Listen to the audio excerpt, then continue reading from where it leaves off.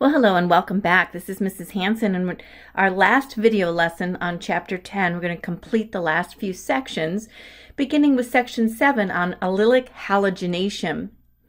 So in this section, we're thinking back to where we add the halogen, and we've kind of been practicing recognizing where we see the weakest bond forming the most stable radical. And it should be the site of addition. And recall, if we have a cyclohexene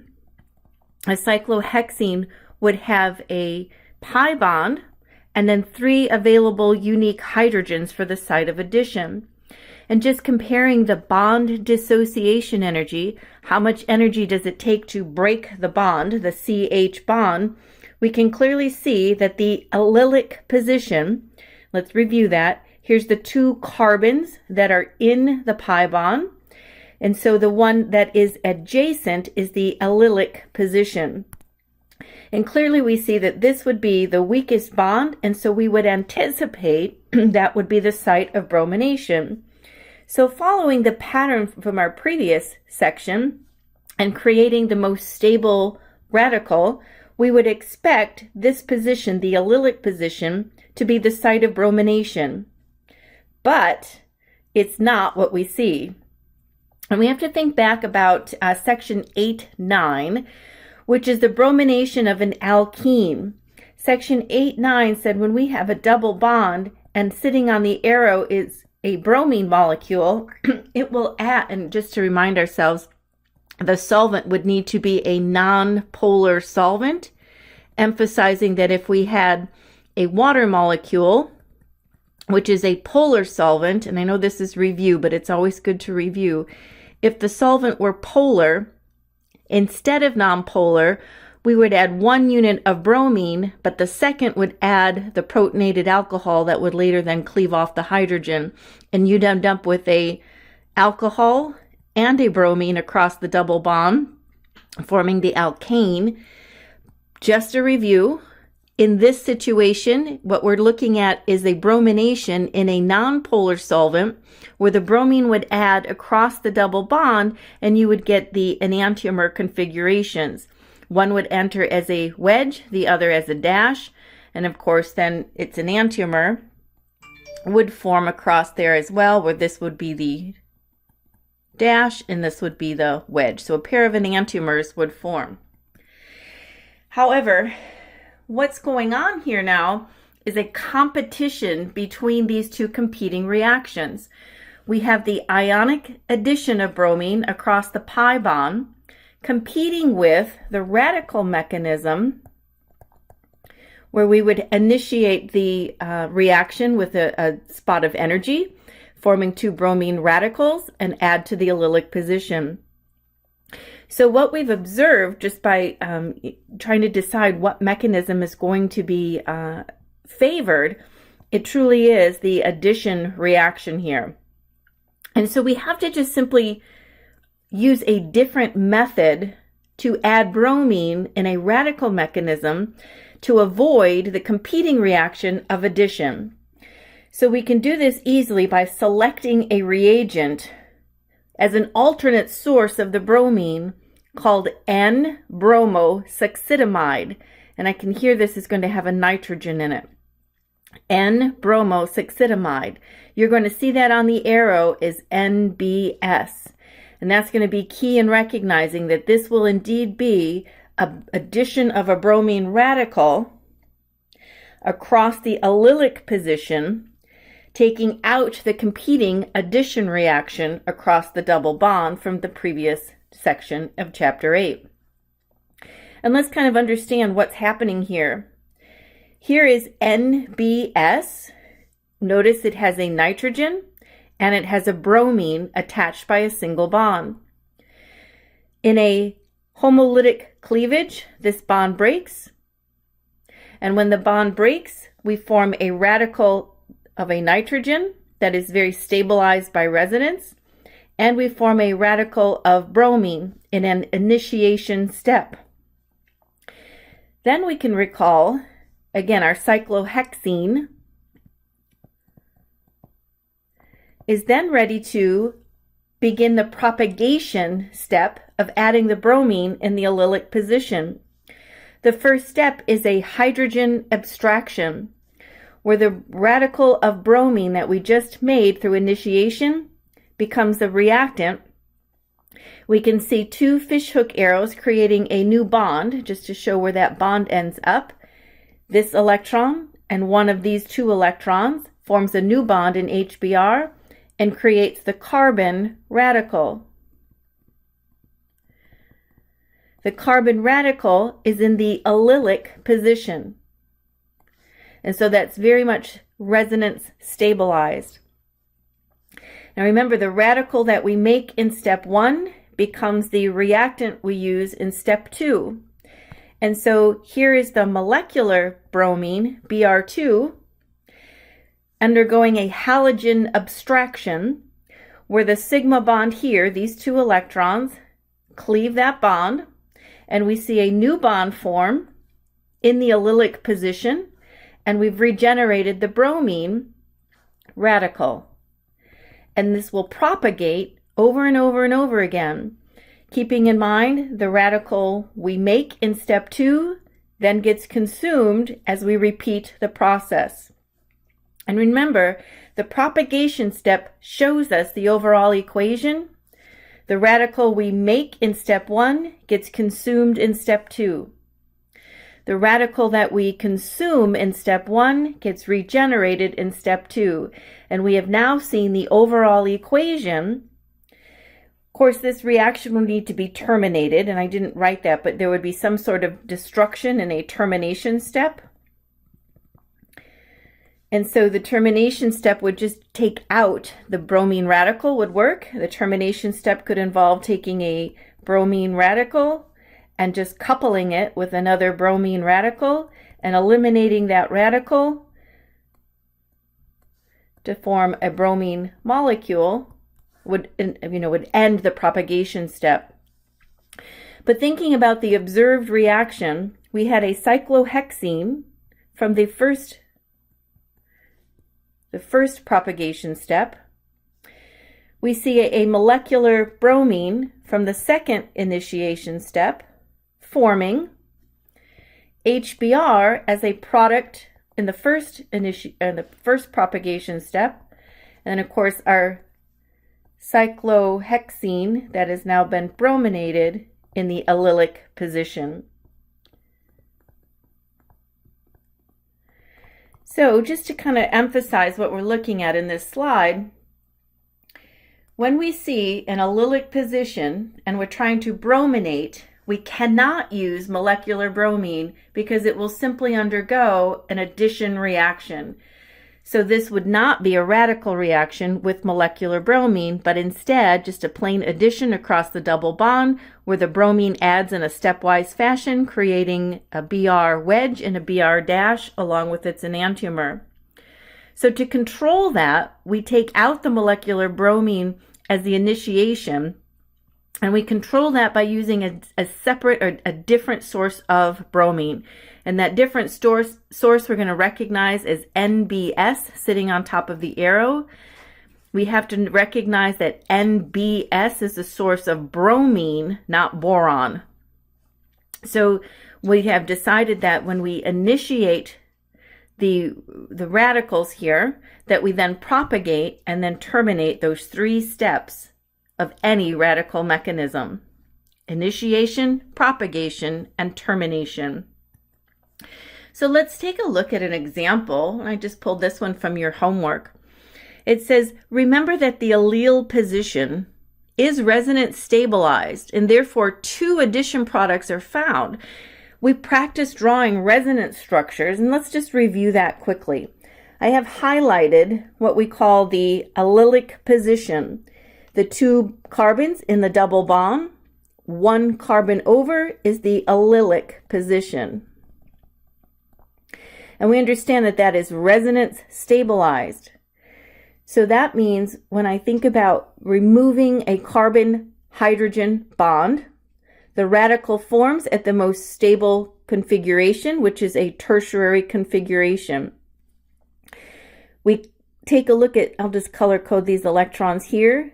that one electron in the pi bond will move over to partner with the one electron from the original radical, creating a new pi bond. And the third arrow says this other electron that was involved in this bond ends up to be the lone electron at the end of the chain. So this is the two structures, the two possible resonance structures for our original compound. And now notice that we just add bromine at the site of each radical, at each lone electron is the site of a bromine. So we'll add it to the most substituted carbon, and we also add it to the least substituted carbon because each one of these resonance structures exists and it goes on to form the bromination. So we'll see two products, one from each of the resonance structures. So in a resonance stabilized allylic position, we have to consider both resonance structures and add bromine to both positions where the lone electron resides. So let's practice that. Here is a cyclohexene, and then of course the double bond is going from carbon 1 to 2 in the substituted group. Let's look to see where we would have bromine add with treatment of NBS in irradiated by UV light. So sitting on the arrow would be NBS in H nu, energy. Again, we think about the resonance structure. I can see that this particular molecule has two positions that are called allylic, but they are not unique positions. They are indeed the same. So we really just have to consider one of those two positions, that this is equivalent to this, and therefore it will only consider one, as the product would be the same had we done both. The allylic position will have the site of a lone pair of an electron and will shift the double bond to create its resonance structure. The lone pair ends up at the terminal carbon and the new pi bond forms between the original electrons. Color code if that helps. And we can make this guy dark blue. And so now we see this dark blue electron is bonded to this light blue electron, and the other electron ended up at the chain. Now we can see the positions where we will brominate. At the first product, we can see the bromine will add at the source of the lone electron, and this would be a racemic mixture. In other words, think about the stereochemistry as you predict that. We'll have bromine coming in as a wedge, and its enantiomer would also form, where you would have it coming out as a dash and the hydrogen as the wedge. Just to remember that they are indeed a mixture of enantiomers. But you will also find a primary alkyl halide form as well from the second resonance structure. This is not a chiral carbon, so we don't see an enantiomer. And that's simply because there are two hydrogens at the end here. So just to remember that this carbon is tetravalent. Two of them lead to the same atom of hydrogen, so it's not a chiral carbon, so we don't have to consider a racemic mixture. All right, so let's put that into a practice homework question. Pulling this right out of your homework, it says, predict the products when each of the following compounds is treated with NBS and irradiated by UV light. So again, when I see NBS, and you'll see H nu to represent the energy for the initiation step, this is our clue that it is bromination at the allylic position. And we're controlling that competing addition reaction by not using molecular bromine. So the clue is bromination at allylic position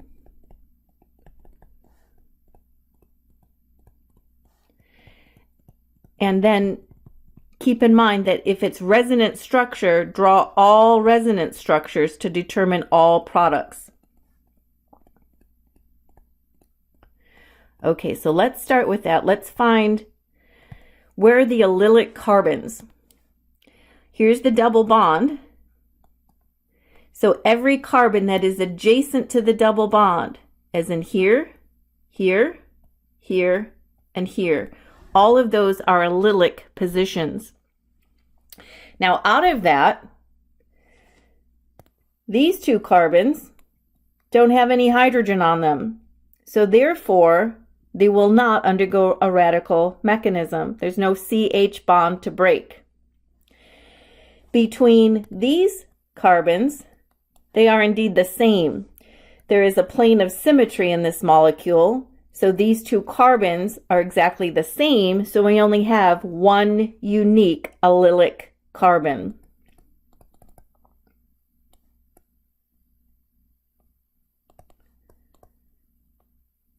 There. One unique allylic carbon, and that is the site at the end of the methyl group. So let's consider all the possible resonance structures. So as we do that, we have found that there were 4 allylic positions. Of the 4, we eliminated these 2 because there's no hydrogen, leaving us the bottom 2, which we then decided were mirror images. So we only have to consider one site between both of these allylic carbons because there's a plane of symmetry. Alrighty. Now, as we think about the resonance structures, we remove the hydrogen and form an allylic position to form the radical. And that's what I've done here. I removed a hydrogen and made an allylic radical. And yes, I could have absolutely made it at this site as well. I just had to pick one side or the other. Draw the resonance structure for these allylic positions. Draw the 2 possible resonance structures, and this is what we end up with. We can see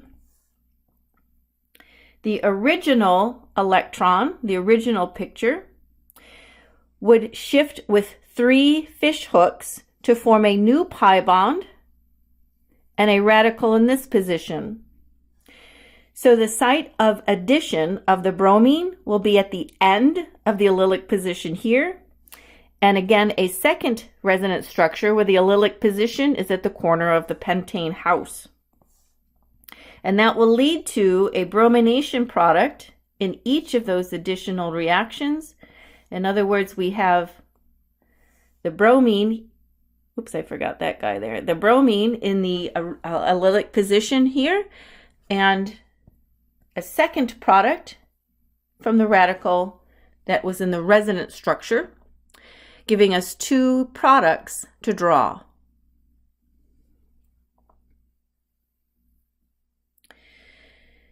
Just a reminder that there were some sections, atmospheric chemistry and auto-oxidation, that I put in as assigned reading, and I won't be lecturing over those sections. So we'll move right along to the final topic, the radical addition of HBr, kind of the explanation of the anti-Markovnikov addition that we discussed back in chapter 8. So a quick review of how we can explain the anti-Markovnikov addition when we see peroxide involved on the arrow. So from chapter 8, this was our alkene chapter, we said that a hydrohalogenation across the double bond is a 2-step process in which we form a carbocation intermediate by the addition of a hydrogen first, and then in the second step, we add the bromine across the double bond, and the bromine then attaches to the carbon that has the most carbon attached. The most substituted carbon is the bromine additional site because we created the most stable carbocation in that first step, the initiation there of the intermediate carbocation. So when we use a carbocation intermediate, the bromine will attach to the most substituted carbon. That's known as Markovnikov's rule. But we then decided we could find a method to brominate and create the anti-Markovnikov rule, and that's now in the presence of this peroxide. Do you remember from just a previous section in chapter 10, we said that this bond is very easy to break, and when it does so, it creates radicals, and with a lone electron on each oxygen, then that could begin to propagate in our mechanism. So the role of the peroxide is to create radicals, and let's investigate that step by step. So the initiation, we've learned, is the first step because it creates radicals. That's the job of the initiation step, is to create radicals. And we have a homolytic bond cleavage in the presence of heat that creates two alkoxy radicals. Again, an endothermic process. It requires heat. An endothermic must be have an energy input to have the reaction occur.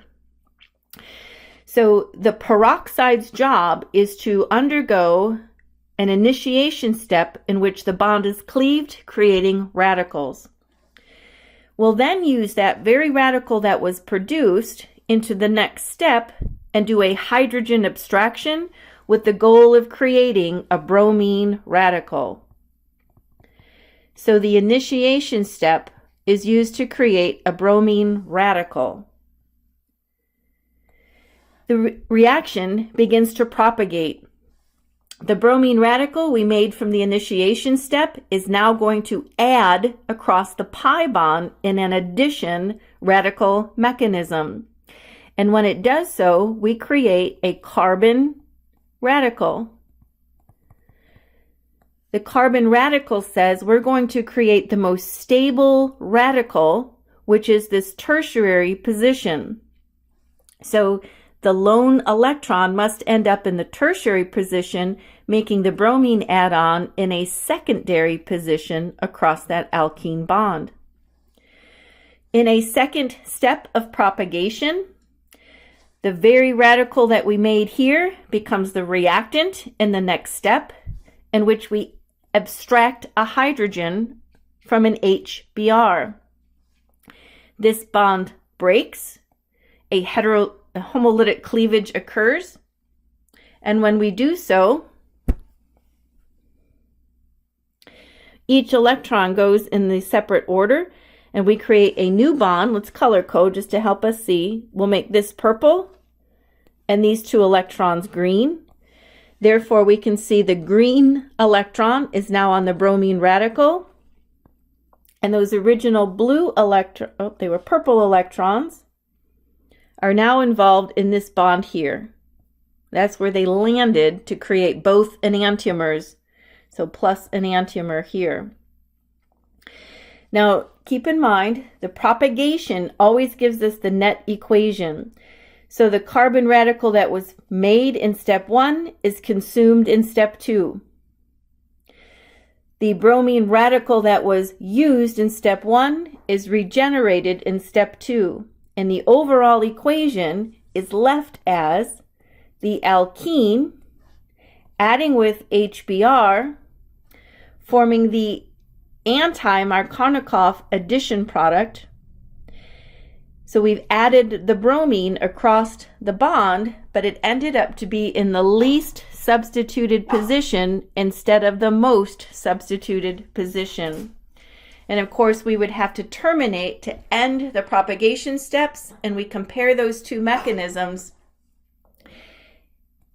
In a tertiary carbocation, we have a carbocation intermediate. However, in a radical mechanism, we have a radical intermediate.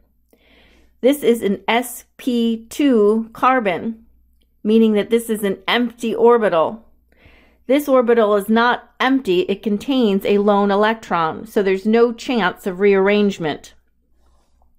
In the ionic mechanism, the bromine would add to the least substituted, the hydrogen would add to the least substituted carbon in the first step, and then the bromine would add on to the more substituted carbon, giving us a Markovnikov addition. But in a radical mechanism, the bromine adds first to create a stable radical, which means the radical gets the primary position of tertiary, and the bromine adds on at the secondary position, and then the propagation would add hydrogen next. Ionic mechanism says we add hydrogen first, bromine second. Reaction in a radical mechanisms adds the bromine first and the hydrogen last, and thus the difference in location of where those two molecules will end. So when I see HBr in the presence of peroxide, peroxide creates the radicals, and now we understand the mechanism to produce an anti-Markovnikov addition. And when you see that, this again looks very similar to homework you worked from chapter 8. We're just looking at building the understanding of how this reaction occurs now that we understand radical mechanism. So we look for an anti-Markovnikov addition in the presence of peroxide. The peroxide creates radicals. The radical must be stabilized, and therefore we add the bromine to the least substituted position. So the least substituted position adds the bromine across the double bond here, and remember that it will always add enantiomers to your position. So you can add the bromine not only as a dash, but also as a wedge. And that, my friends, concludes your lessons from chapter 10. You are now ready to go on and practice some problems with your Wiley homework. The Orion is available to you. In addition to that, there's some supplemental videos if you want to work some more with other voices. And then finally, your practice test as well. Good luck as you complete your lessons.